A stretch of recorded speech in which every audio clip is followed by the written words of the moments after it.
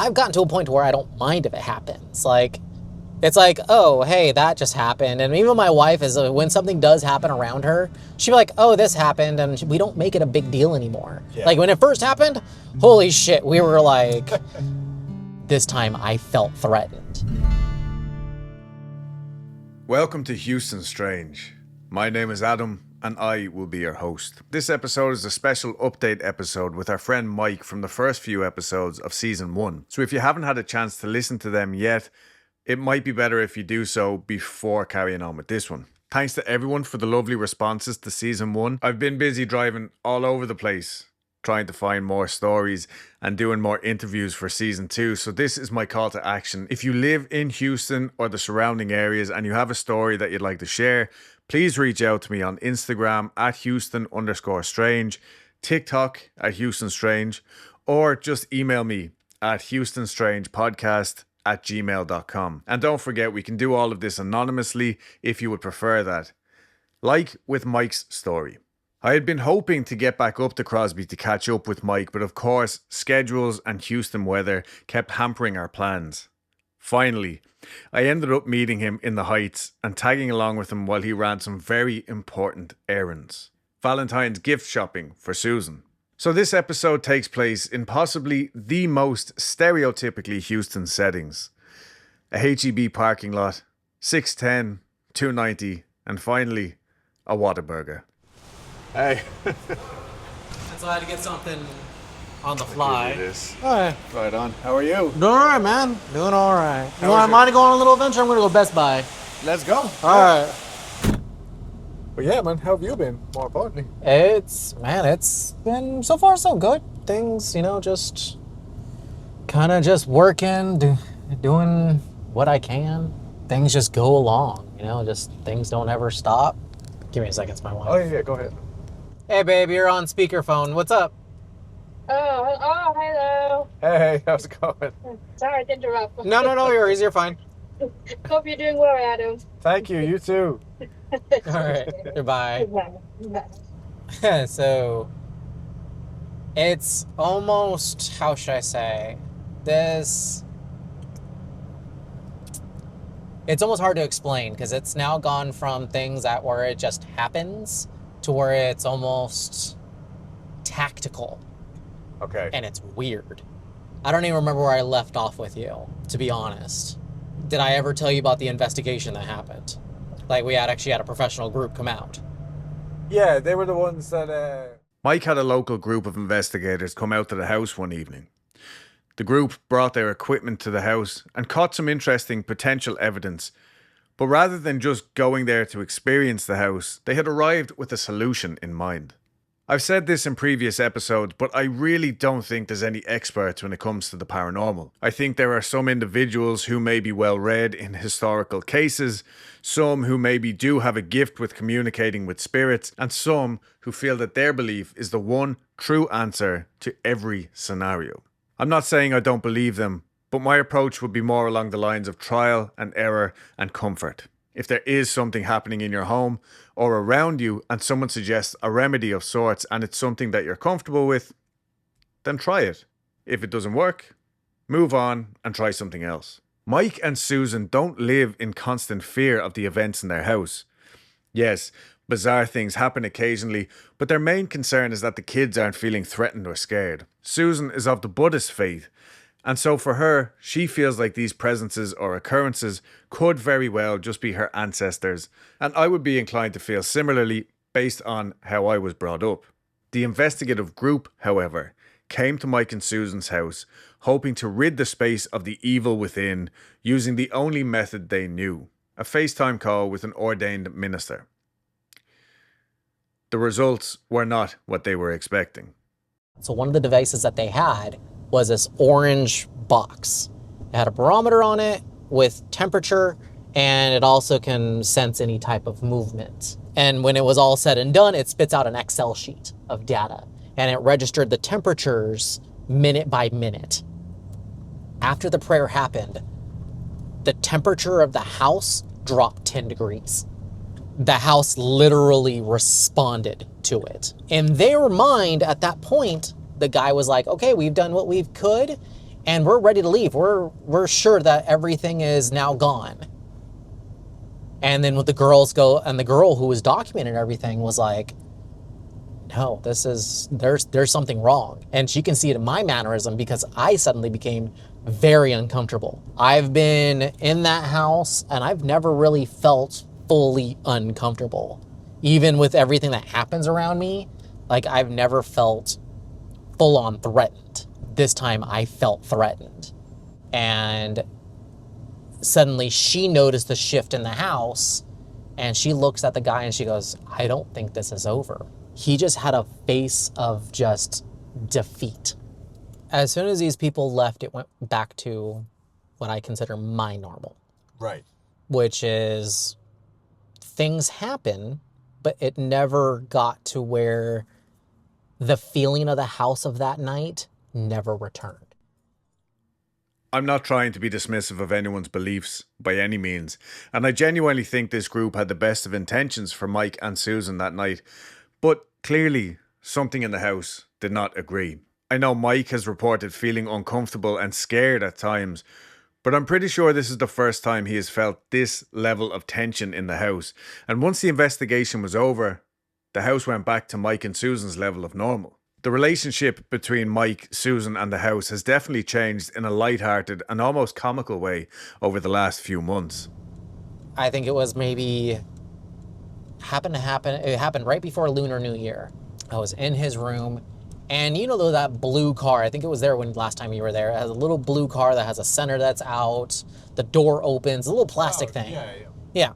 It's got a windshield wiper kind of thing. One side has a sunrise, the other side it's raining.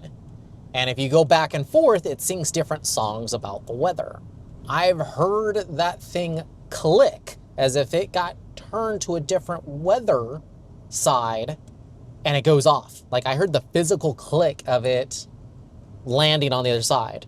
Now, the one thing, I was half asleep, so I go back to what you say on the exploding head syndrome. However, that is something that I woke up to.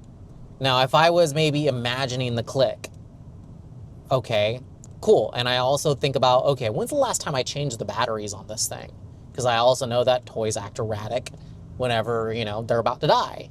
The car, I changed it the week before that happened. So I know that the batteries were good.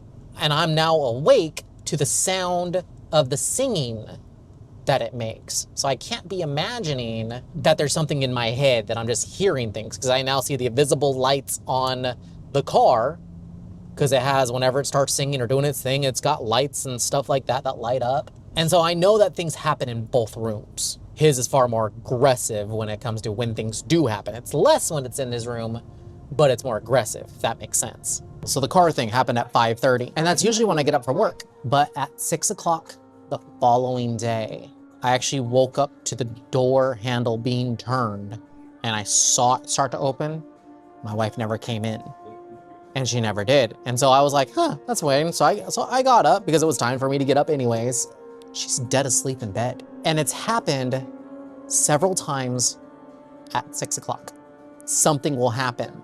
It could be me connecting dots where it doesn't need to be connected. It could be me looking for something logical within all of this craziness.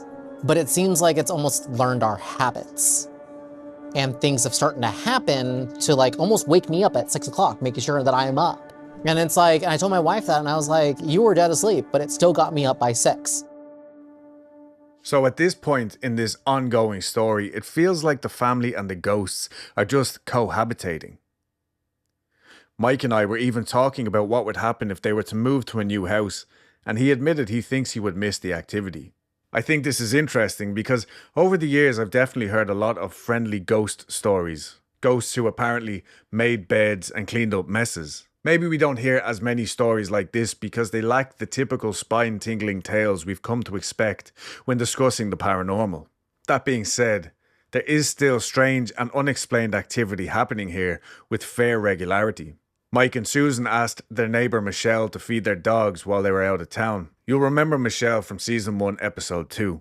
While fulfilling her neighbourly duty one afternoon, Michelle is convinced that she saw the reflection of someone in the living room TV just before one of the children's toys went off, seemingly of its own accord. She had taken her daughter along for company, and she also claims to have seen a figure in the window at the same time, perhaps the same reflection, but from different angles. Michelle's relationship with this ongoing activity is certainly not quite as amicable as Mike's, and I was really hoping to get in touch with her for this episode, but unfortunately, it just wasn't possible at this time. Hopefully we can catch up on a future update episode. When I first started Houston Strange, I really wanted to bring a sense of community to the listeners, and I also envisioned working with local businesses to help get the word out. Thankfully, in this episode, I got with our friends Persephone's Sanctuary, a local business whose passion and quality I can attest to. Are you ready to elevate your space and enchant your senses? Look no further than Persephone's Sanctuary, the eco-conscious candle company that brings you soul-nourishing scents crafted from sustainably sourced ingredients. And here's a special treat just for our listeners. Use the coupon code HoustonStrange, all one word, to enjoy 15% off your purchase. That's Houston Strange, all one word, at Persephone's Sanctuary. You can find them at persephonessanctuary.com. I will leave the link to their website and their Instagram in the show notes below. Light up your life with Persephone's Sanctuary. A full moon sat high above the Whataburger as I sipped on my coffee discussing potential explanations for the unexplained. Mike shared one last tidbit before we parted ways that evening. So one thing that I realized is there's more power than I thought that there was within whatever's there. So yeah, we're used to things moving. I've told you 100 stories about, not 100, but many stories about things that have been altered, moved, activated. This was an interesting one. So that front room, which is our playroom, it's the same room where I saw the entity when Hurricane Beryl hit. One night after I got my son to go to sleep, I kind of went in there just to kind of decompress and just be by myself for a second and just kind of whoosah. And so I was messing around, and I've got a surround sound in that room. We've made that now like a media room, like a proper media room. It's got a surround sound, TV, all that kind of good stuff. But my son, at the time, we had a cabinet that kind of exposed all the components. And my son obviously loves things that are exposed and touches everything.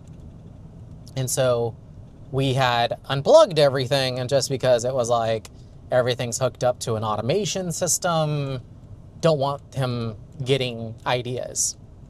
And so if he did do anything, it was dead to him and he got bored of it. So I was sitting there just hanging out. The AVR, which is an audio video receiver, turned on for 3 seconds and shut down.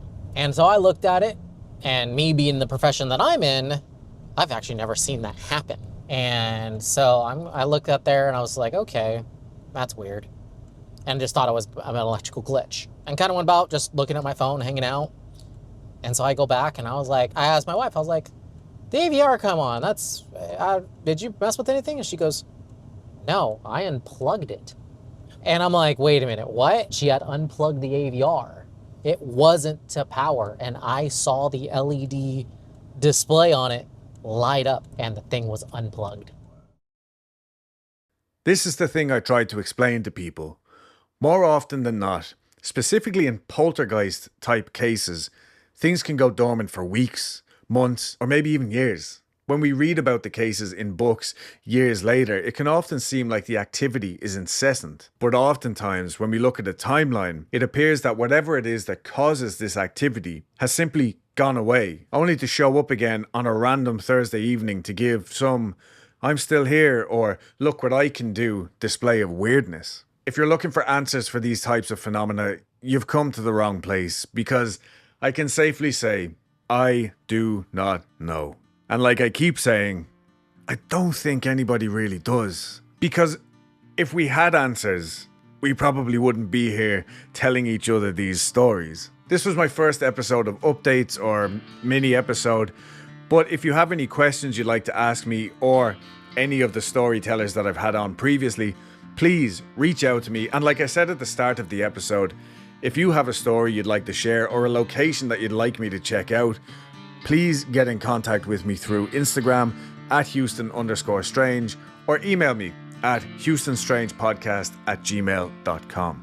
Thank you as always for listening. Please rate and review on whatever platform you're streaming on, as it helps the show immensely. And of course, stay strange, Houston.